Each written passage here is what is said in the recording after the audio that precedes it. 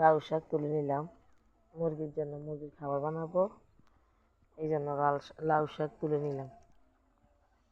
এই লাউ শাক দিয়ে কি করব দেখেন। এই যে কয়েকটা লাউ শাক তুলে নিলাম, এই যে মুরগির খাবার বানাবো, এই জন্য শাকগুলো কুচি কুচি করে কাটলাম, দিয়ে দিলাম কয়েকটা আলু পাতা, এগুলো কুচি কুচি করে দিয়ে দিব। এরপরে এই যে কয়েকটা এই পুঁইশাক পাতা দিলে মুরগির ক্যালসিয়ামের ঘাটতি পূরণ হয়, ভিটামিনস। এবং এই যে আলু পাতা আর দিয়ে দিব লাউ পাতা, এগুলো কুচি কুচি করে এই যে লাউ পাতার সাথে দিয়ে দিব। এখন পাতাগুলো ধুয়ে নেব, পাতাগুলো ধুয়ে নেব। একটা পাত্রের মধ্যে নিলাম, এখন দিয়ে দিব একটু লবণ, একটু মরিচের গুঁড়া,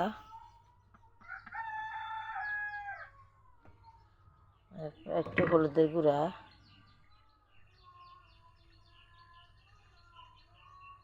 তাহলে মুরগি লবণ মরিচ হলুদের গুঁড়া না দিলে মুরগি খাবে না। এগুলো দিলে মুরগি টেস্ট করে খাবে। এরপরে দিয়ে দেবে একটু পানি,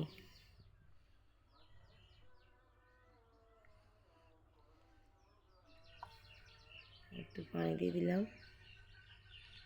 এখন উপর দিয়ে ঢাকনা দিয়ে জাল করব, আগুন দিয়ে দিলাম। হইতেছে সিদ্ধ, এই যে এখন সিদ্ধ করতেছি এখন।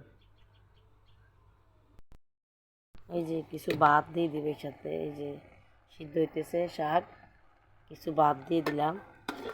এভাবে আপনার মুরগির খাওয়া অনেকটাই আপনি কমাতে পারবেন। কিছু ভাত এর সাথে দিয়ে দিছি। আপনার মুরগি যদি বসে থাকে তাহলে এরকম একটা প্যারাসিটামল অথবা নাপা খাওয়াবেন মুরগিকে। যে আমি এখন খাওয়াই দিচ্ছি, একটা প্যারাসিটামল ছিল আমার ঘরে, খাওয়াই দিচ্ছি। এরকম নাপা বা প্যারাসিটামল খাওয়াই দিবেন। এখন শীতকাল, মুরগি ধরে বসে থাকবে।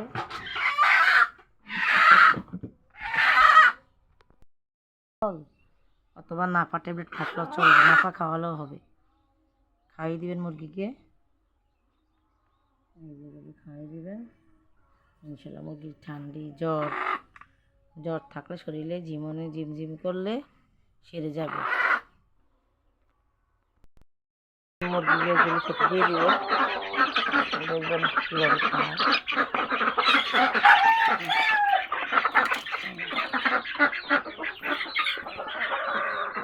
মুরগি খেতে দিয়ে দিলাম,